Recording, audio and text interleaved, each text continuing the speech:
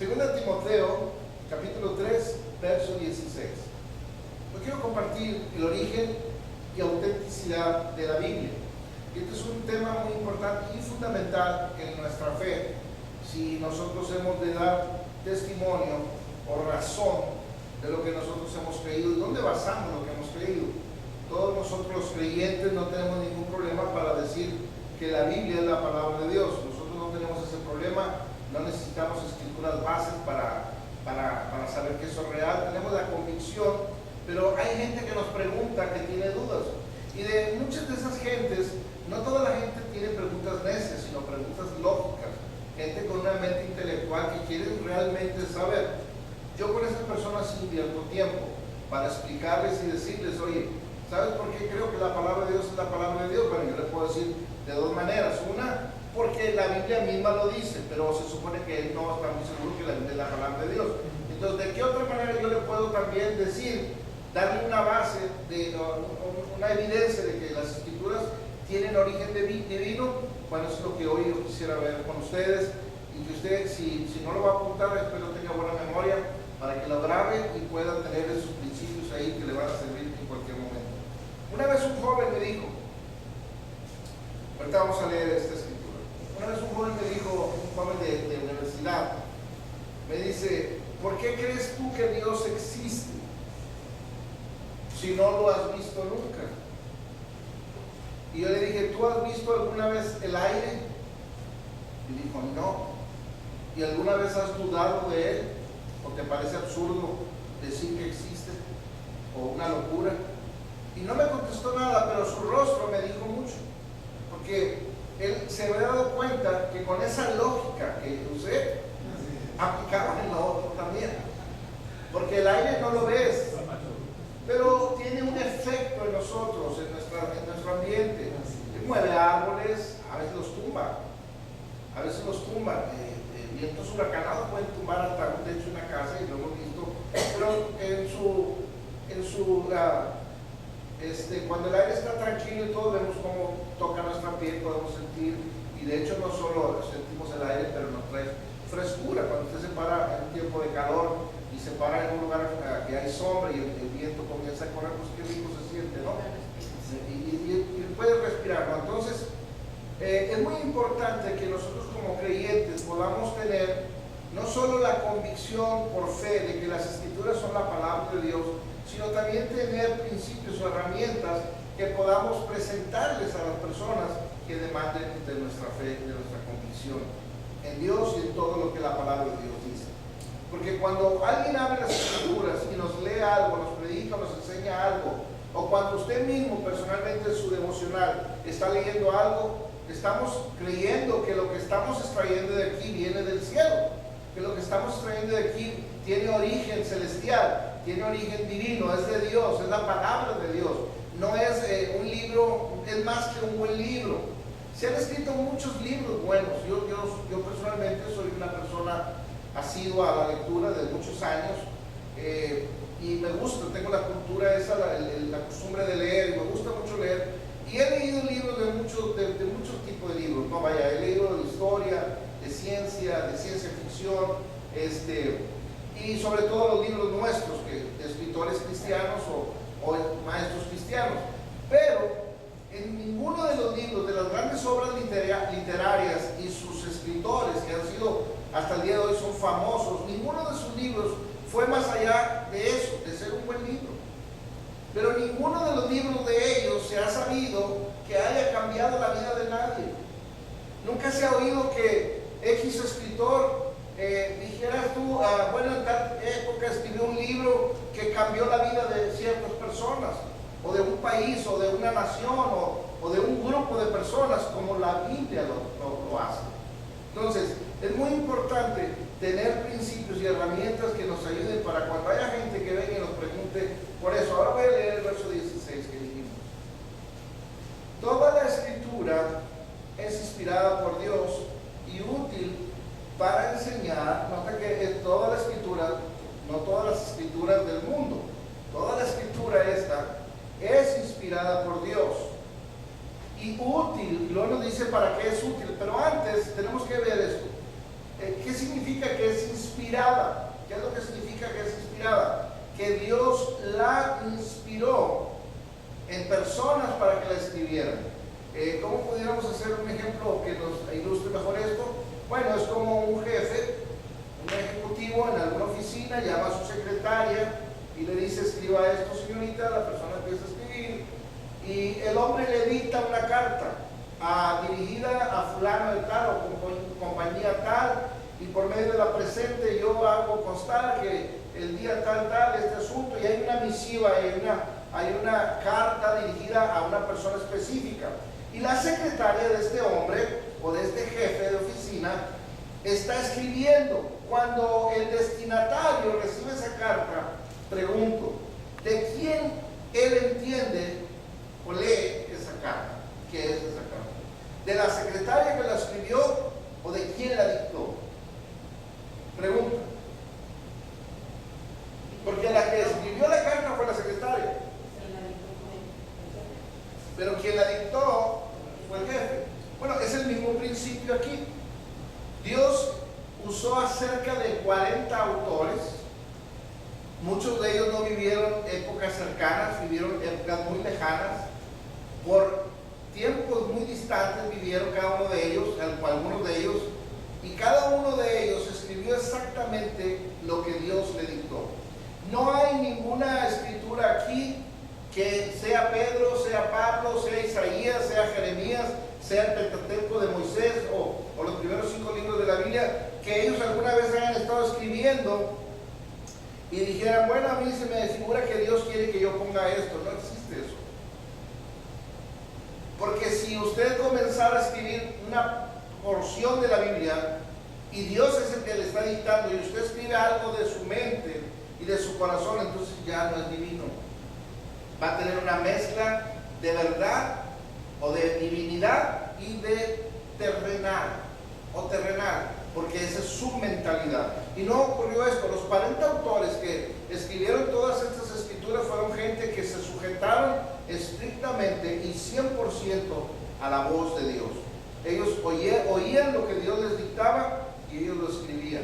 Y las evidencias ahora, al ver las escrituras, y la experiencia nos dice con el tiempo que no se equivocaron. Hay miles de profecías cumplidas en este sagrado libro. Muchas de ellas son cumplidas en el Mesías. Muchas profecías. Yo les voy a dictar solo algunas ahora mismo, en unos momentos, y vamos a ver cómo hubo profecías exactas acerca de Jesús, como el lugar donde iba a nacer, en dónde iba a nacer, cómo iba a nacer, lo de la traición, hasta lo que costó la traición de las 30 monedas de plata, quién lo iba a traicionar, lo que iba a predicar. Todo eso fue profetizado por por profetas acerca de Jesús, y ninguna de esas profecías ya cumplidas ahora se ha equivocado. Déjenme, por favor, seguir leyendo aquí. Dice: toda la escritura es inspirada por Dios, y luego ahora dice: es útil para enseñar, para redarguir, para corregir y para instruir en justicia. Es muy interesante esto. Es para enseñar. ¿Qué nos enseña la palabra de Dios? Una mejor calidad de vida basada en principios y valores de fe que son en Cristo Jesús, de acuerdo a su naturaleza, a su carácter, a su personalidad. Y Dios es un Dios santo, y cuando nos enseña la palabra de Dios, nos enseña también para ser santos, para ser apartados para Él. Eso es lo que significa santidad, apartarte para Dios. ¿Qué otra cosa hace? Nos redarguye. ¿Qué significa redarguir? Bueno, las escrituras son como un espejo, que cuando estamos leyéndola, ahí nos podemos ver, ahí hay algo. El Espíritu Santo, quien le da vida a esta letra, porque fue quien la inspiró, fue inspirada por el Espíritu Santo, es que la que nos habla, nos habla del corazón. Y hay veces donde nosotros estamos leyendo y decimos: ah, caray, yo siento que esto Dios me lo está diciendo, y me redarguye mi corazón. Y cuando Dios redarguye nuestro corazón para arrepentimiento, no es para tristeza, es para cambiar, para mejorar, para crecer, para madurar. Y también dice que nos corrige. O sea, en el camino Dios nos va mostrando cosas que nos van yendo cada día a mejorar nuestra vida. Y por último, para instruir en justicia. Y luego el verso 17 dice: a fin de que el hombre de Dios, ahí incluye a la mujer, sea perfecto, enteramente preparado para es la palabra griega telión. Si usted la busca en un diccionario griego, la palabra telión ahí, o perfecto, es maduro. Es lo que está diciendo. O sea, puede cambiarla por a fin de que el hombre de Dios, también puede cambiar el hombre de Dios por el creyente o el hijo de Dios, o yo o usted, para que yo o el hijo de Dios sea maduro y me prepara para toda buena obra. Eso es lo que está diciendo. Entonces, muy importante entender esto, y con este estudio no solo fortaleceremos nuestra convicción de su origen divino, sino aprenderemos a dar razón de nuestra fe, con certeza y seguridad, a quien sea que nos demande explicación o pruebas de su carácter sobrenatural. Déjame darte algunos datos importantes, interesantes. Y recuerda, el título de esto es, lo que estoy tratando de establecer es su origen, el origen de la Biblia, y su autenticidad. Es algo auténtico, porque mucha gente, a través de la historia, muchas personas, reyes, gente importante, han dudado y querido desvirtuar y han querido hasta acabar con las escrituras. Nunca han podido. Han juntado en países comunistas, países escépticos, han juntado las Biblias de todos los creyentes, las han quemado y al poco tiempo surgen más. Entonces, eso me dice a mí que Dios está detrás del asunto, porque con Dios nadie puede. Entonces, déjame darte estos datos. Primero, la Biblia fue el primer libro impreso en la primera máquina que se inventó por un hombre llamado John Gutenberg, un alemán de oficio herrero, en 1455. Fue el primer libro que fue impreso. ¿Cómo era la Biblia antes de estar como entre estas dos pastas? Bueno, estaba en pergaminos, en pieles curtidas, estaba en rollos, y así se fue escribiendo. Al principio fue oral la palabra. En el Edén, cuando Eva dijo, Dios dijo que no comiéramos del fulano árbol o del árbol aquel, ella tenía la palabra en su mente, no había ninguna escritura, no había nada escrito, y por muchos años, cada quien fue de los siervos de Dios y de la gente de Dios fue transfiriendo la palabra oral a sus hijos y los hijos a los hijos, y así, hasta que llegó un día donde se empezaron a escribir. Moisés se le atribuye la paternidad literaria del Pentateuco, que es Génesis, Éxodo, Levítico, Números y Deuteronomio, dijo una niña, pero es Deuteronomio. Esos 5 libros se cree que Moisés los escribió. Entonces ahí empiezan ya las escrituras, ya en forma física. Después vienen otras personas como los profetas mayores, los profetas menores, David en los Salmos, Salomón en los Proverbios, en Eclesiastés, y todos los libros que hay del Antiguo y Nuevo Testamento, y se fueron escribiendo hasta que un día este hombre llamado Juan o John Gutenberg, Dios le dio sabiduría para hacer esa máquina llamada imprenta, la primera imprenta en 1455, y lo primero que él imprimió fue una Biblia. Fue lo primero que, en alemán, fue lo primero que él imprimió. Desde entonces, escuchen bien este dato muy importante, a la fecha se han copiado más de 4,000 millones de Biblias, rompiendo el récord del más grande tiraje en la historia. Es un libro que se ha traducido en todos los idiomas de la tierra. Es un libro que ha sido, así como ha sido desvirtuado y atacado, ha sido también un libro atractivo para muchas gentes.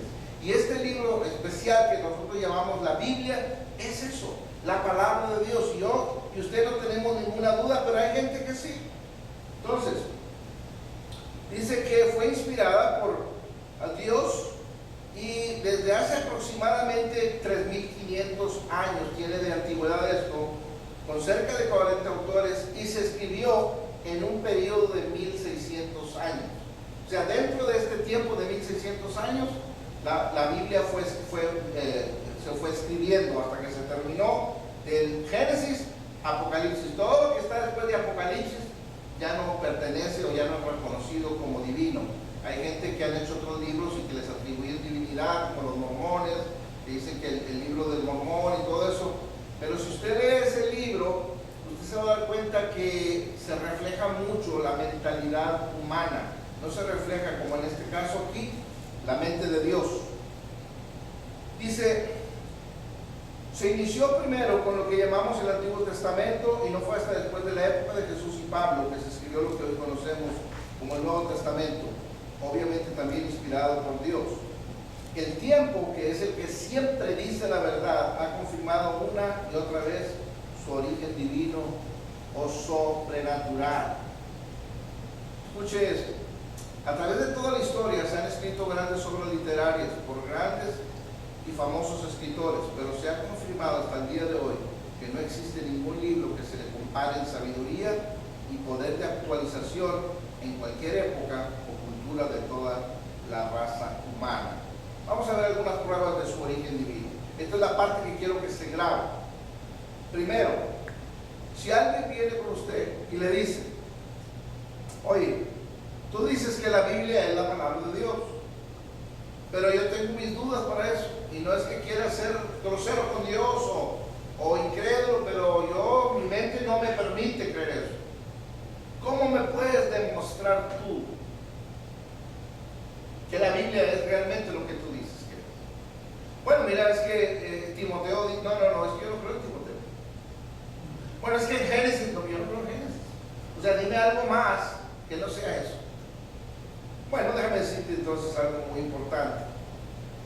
Número uno, el cumplimiento exacto de todas sus profecías. Esa es una característica que pone en evidencia, o que da evidencia de su origen divino. Cientos de profecías cumplidas con lujo de detalle, con exactitud. ¿Qué probabilidades hay de que una persona haga una predicción? Vamos a entender esta lógica y nos va a ayudar, y le puede ayudar a alguien esto.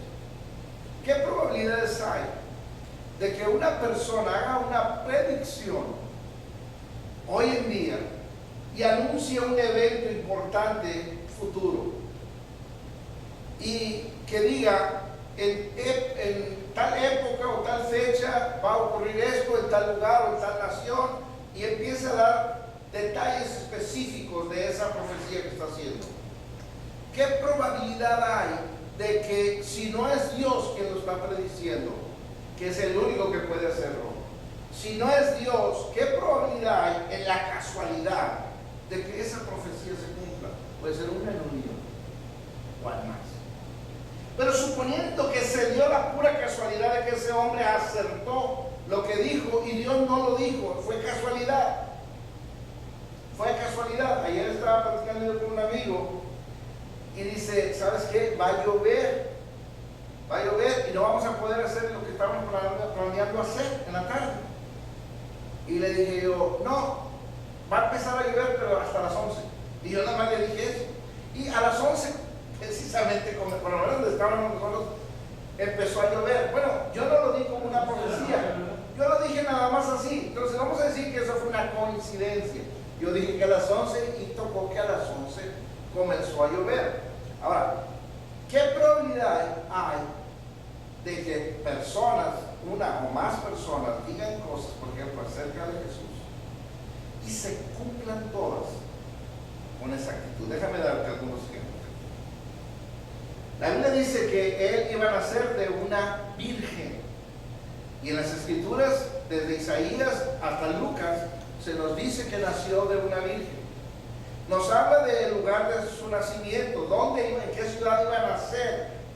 Nos habla de que su costado iba a ser abierto. Zacarías y Juan hablan de eso antes de que ocurriera. Que iba a ser crucificado en medio de malhechores. Isaías también habla de eso junto con Marcos. Que no iban a ser quebrados sus huesos.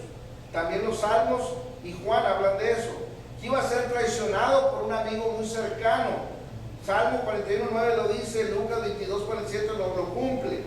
Traicionado por 30 monedas de plata, sepultado con los ricos, descendiente de Abraham, de la tribu de Judá. Todo esto antes de que sucediera. El camino preparado por un hombre llamado Juan, hablaría en parábolas, que iba a haber una matanza de niños persiguiéndolo a él, que los soldados harían rifas con sus ropas, que murió por nosotros, que oró por sus enemigos, que fue acusado por falsos testigos, que fue enviado a sanar a los quebrantados de corazón, que resucitaría. todo eso se cumplió. Yo no tengo ahorita el tiempo, pero si yo le doy unas copias de esto, usted se puede ir a cada escritura y va a ver que solo estas poquitas profecías se cumplieron con lujo de detalle. ¿Qué probabilidad había de todas estas profecías, juntas con muchas más en la Biblia que ya se cumplieron? ¿Qué probabilidad habría de que estos hombres, si Dios no los hubiera inspirado a hablar esto para el futuro, que se cumplieran? No es posible. No es lógico y no es posible. Entonces solo queda un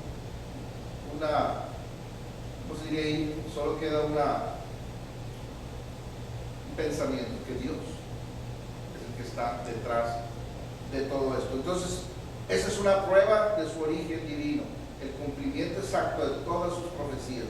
Número 2, su notable y sorprendente unidad. Hay una coherencia entre los diversos escritores que revela un solo autor o una sola mente. Eso también debe decirnos mucho.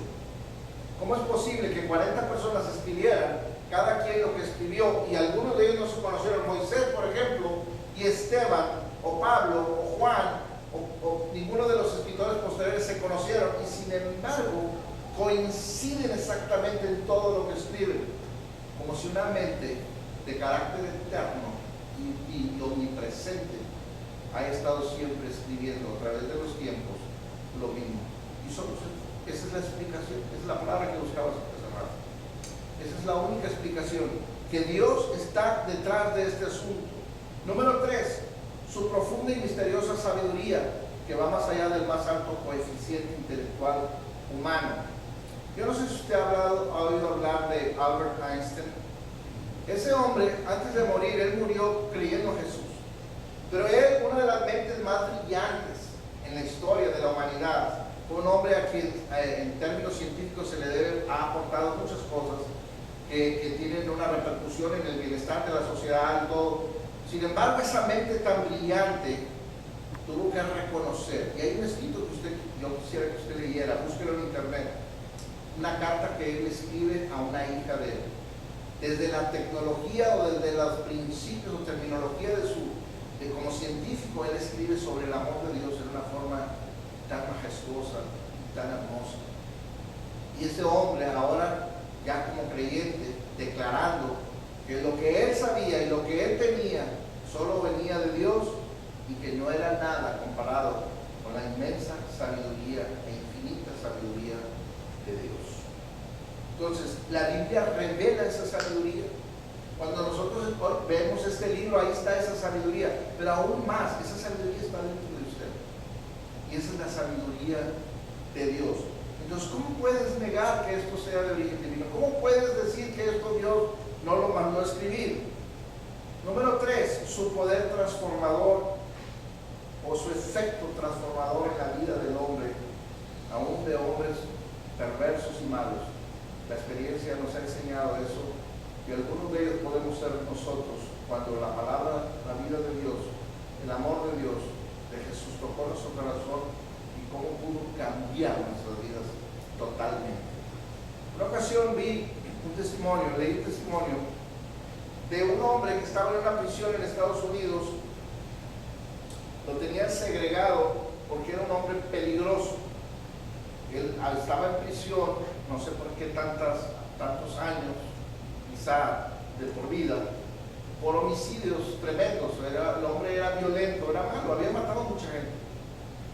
Ese hombre un día en su prisión, en su celda, tenía su televisión y estaba con el control, buscando entretenerse con algún buen programa y cambiando de un canal a otro. Y él testifica que hubo un momento donde cruzó por un canal donde estaba un predicador, y él quiso cambiar inmediatamente, dándose cuenta que donde había llegado el canal cristiano, con una mala palabra quiso tocar el botón para cambiarlo a otro canal.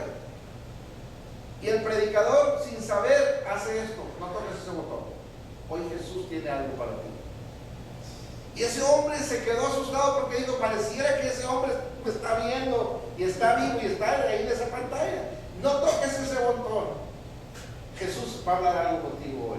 Entonces eso le sorprende tanto a él que se queda a escuchar el mensaje, y no pasó mucho tiempo en que el hombre en su celda hincado, llorando como un niño, siguiendo a Jesús, arrepentido. Y se cuenta la historia, la anécdota, que es real, esto sucedió en Estados Unidos, que la vida de ese hombre cambió tanto que no tuvo que estar más en esa celda, no lo dejaron estar en donde estaban todas las demás personas, donde él se dedicó a predicar y a cambiar las vidas de otros con lo que Jesús había hecho en su vida. Ningún libro ha hecho eso, ningún libro. Podemos leer libros de lo que usted quiera, hay libros excelentes, pero el único libro que tiene poder para cambiar la vida y el corazón del hombre es este. Tu ley es perfecta, dice, que convierte el alma, que nos cambia el corazón, y lo hizo con nosotros. Entonces esa es otra evidencia que prueba que la Biblia tiene origen divino. También su supervivencia providencial. Ha sobrevivido al tiempo, ha sobrevivido a ataques de muchas personas, ha sobrevivido a reyes y césares obsesionados en destruirla, quemándola con sus fieles lectores. Por ejemplo, déjenme darle este dato. Diocleciano, qué bonito nombre, ordenó en el año 303 después de Cristo la erradicación de los cristianos y la Biblia, quemando todas las que pudo. 22 años después, Constantino reconoció y elevó a la Biblia como única autoridad infalible. Esto lo dice la historia. Esto está en la historia, no son cuentos de nosotros. Si usted se va a la historia, va a encontrar eso ahí. Otro dato aquí, dice un famoso racionalista francés llamado Voltaire, dijo que la Biblia después de 100 años solo sería una antigüedad. Este murió en 1778, pero a los 50 años de su muerte, la Sociedad Bíblica de Génova inauguró su propia imprenta, produciendo cientos de Biblias, resurgiendo así la palabra de Dios. Nunca han podido acabar con ella. El diablo ha hecho contra ella tantas propagandas, tantas cosas para querer acabar con ella, y nunca se ha podido. Otro punto muy importante es su universalidad.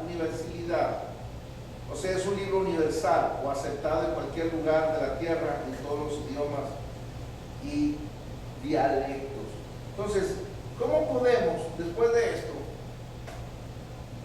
con estos ejemplos simplemente, cómo podemos, si fuéramos gente solo intelectual y escéptica, dudar que la palabra de Dios es la palabra de Dios? Te voy a recomendar un libro, creo que Nancy lo tiene, se llama Evidencia que exige un veredicto. Lo escribe un hombre llamado George McDowell. Este hombre se propuso, graduado con honores en Oxford y en Londres y en no sé dónde, se propuso que él iba a demostrarle a los cristianos, con una investigación que él iba a hacer, que la Biblia era un fraude, que lo que los cristianos decían y basaban en la palabra de Dios era un fraude. Y se fue con todo un equipo de investigación y tecnología de punta para Israel, y con la Biblia en la mano, la cual él decía que era mentira, empezó a hacer investigaciones acerca de la persona, vida, muerte y resurrección de Jesús, creyendo que lo que él iba a hacer es encontrar pruebas y evidencias científicas de que todo había sido un invento de gente que no tenía más nada que hacer. Pero a medida que sí, él introducía en esta investigación, cada vez que él decía, a ver, ahora vamos a ver esto, ahora voy a ver esto, fue y vio la tumba donde enterraron al Señor, fue a un lugar donde lo clavaron, todo eso lo empezó a checar, y cada vez más su propia ciencia le decía de que él era quien estaba equivocado. Regresó convertido a Cristo, y hoy en día él le predica a puras mentes brillantes, y dicen que no hay ninguno después de que lo oiga que pueda refutar lo que él dice de las escrituras. Ninguno. Pueden decirle no me interesa, pero ya no pueden decir no creo. Y Dios lo está usando este hombre. Léalo el libro, te lo recomiendo. Okay. Vamos a ver algunas profecías cumplidas de nuestro tiempo. Por ejemplo, el retorno de Israel a su tierra. Desde 1948, judíos de todas partes del mundo han estado regresando a Israel, como lo dijo Ezequiel 36:24. Otra profecía de nuestro tiempo fue el hallazgo de rollos de la Biblia en pergaminos y papiros en vasijas de barro. En 1947, un pastor de ovejas cerca de Jericó, en Qumran, en una cueva se encontró una gran parte de la Biblia escondida. Dice, y en vasijas de barro o arcilla según las profecías bíblicas en Jeremías 32, Isaías 29, Salmo 58, etc. Otra cosa que se ha cumplido hoy en día, y la Biblia lo predijo, es el aumento de la ciencia, según Daniel 12:4. Una más, el invento del automóvil. ¿Alguien quiere leer Nahum 2:1 al 4?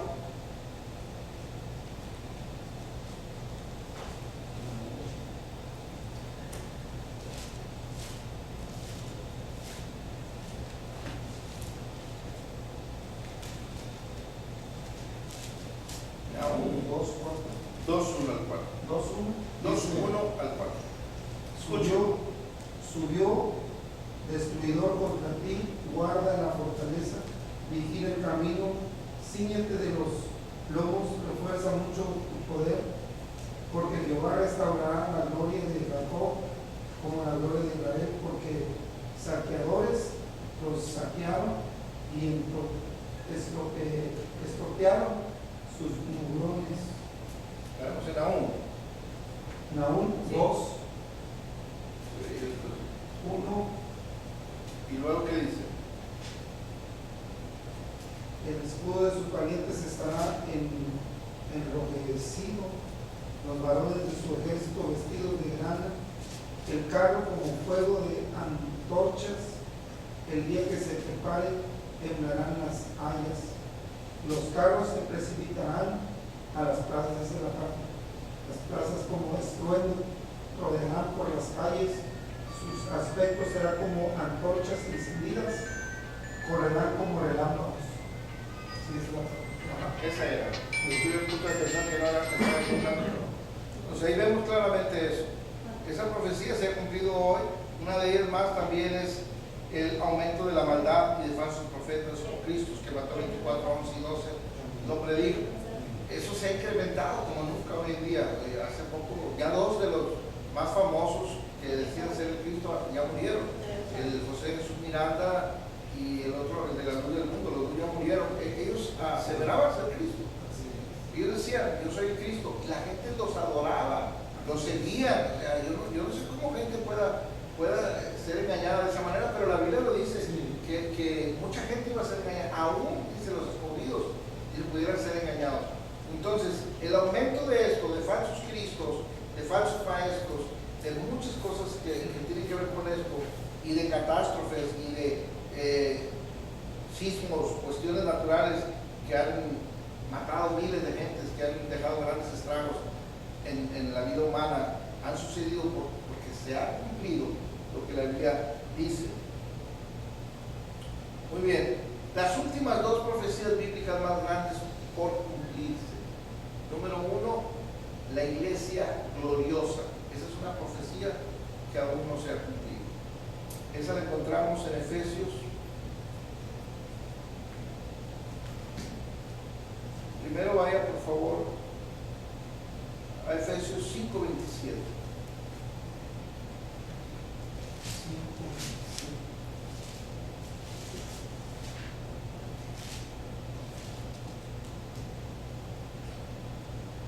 A fin de presentársela a sí mismo una iglesia gloriosa que no tuviese mancha ni arruga ni cosa semejante, sino que fuese santa y sin mancha.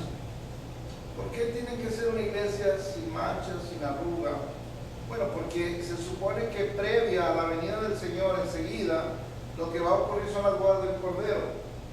Y Jesús quiere que su esposa, que va a estar siendo presentada delante de él para esa gran boda, tiene que estar con un vestido blanco.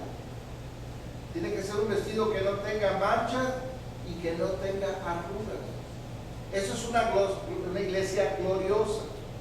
Yo busqué lo que significa la palabra gloriosa y es la palabra doxa en griego. Y cuando ves lo que significa doxa al español, dice, es una iglesia que es digna representante de quien le ha enviado. Es una embajadora o embajada que representa en forma digna a su enviador, en este caso su gobierno o a Jesús. Eso significa glorioso. Entonces hoy en día, si somos honestos, no vemos por ningún lado este tipo de iglesia. De hecho, no vemos todavía ni siquiera una iglesia unida. ¿Se acuerda que hay un vestido, no? Para la novia. Pero si hay un vestido, tiene que haber un cuerpo de una novia. O sea, no se le va a dar, al irnos nosotros todos, cuando venga el Señor, nos vayamos con Él, no le van a dar un vestido a cada uno. Bien, hablando de una novia natural, cuando la visten a la novia, es un solo vestido. No le ponen al brazo un vestido de novia. A este otro brazo pone otro vestido de novia. A una pierna un vestido de novia. A otra pierna un vestido de novia. A la cabeza otro vestido de novia. Es un cuerpo. Para que ese vestido exista, la iglesia primero tiene que entrar en esa etapa, ser un cuerpo. Porque es la única manera en que va a haber un vestido puesto. Quiere decir que ese cuerpo, que es las iglesias, como miembros, que llegaron a la madurez tal que ahora están unidos en toda la tierra, y al irnos con el Señor nos presentamos como un cuerpo, no como individuos, como un cuerpo. Y esa es la iglesia gloriosa que aún no se está viendo, pero está por verse, y Dios está trabajando en ese asunto. Entonces esa profecía va a cumplirse. Todavía no se cumple, pero va a cumplirse. Y la segunda profecía próxima a cumplirse es la segunda venida del Mesías, que la vemos en 1 Tesalonicenses 4:13 al 18. Esto es algo que no sabemos cuándo va a ocurrir, pero la Biblia habla de que en cualquier momento el Señor va a regresar y va a arrebatar a su iglesia de aquí de la tierra. ¿Cuándo va a suceder? Dicen pronto. Pronto es relativo, o sea, pronto puede ser 1000 años, porque dentro del contexto de eternidad 1000 años no es nada. ¿Okay? Han pasado millones. Entonces, ¿cuándo va a ocurrir? No sabemos, pero va a ocurrir. Y esa profecía está escrita y es la última en cumplirse, por lo menos en torno a esto que estamos hablando. Y después de analizar honestamente todo esto y dudar todavía del origen divino de la Biblia, sería tan necio como dudar de la exactitud de las matemáticas. Así es que no hay manera de dudar de eso. Si se grabó algo de los puntos o escribió algo, cuando tenga oportunidad de compartir esto con personas, hágalo. Aún si son personas que sí creen en Dios o que de alguna manera aceptan la palabra como la palabra de Dios, pero que no han conocido a Dios, compárteles esto que usted aprendió hoy y deje que Dios haga algo en el corazón de esas personas. Dios los bendiga. Vamos a despedirnos, salimos de aquí. Señor, te damos gracias por tu palabra, por mis hermanos, y salimos con bien, confiados en ti, en este lugar, a nuestra casa. Y Señor, te exaltamos aquí, te damos la gloria y la alabanza a ti, Señor. Gracias por mis hermanos que han participado aquí, por Tomás que vino y nos apoyó en esto, de la música, Señor, para alabanza a ti. A mis hermanos que están presentes, ayúdanos a seguir adelante, Señor. En Cristo Jesús. Amén.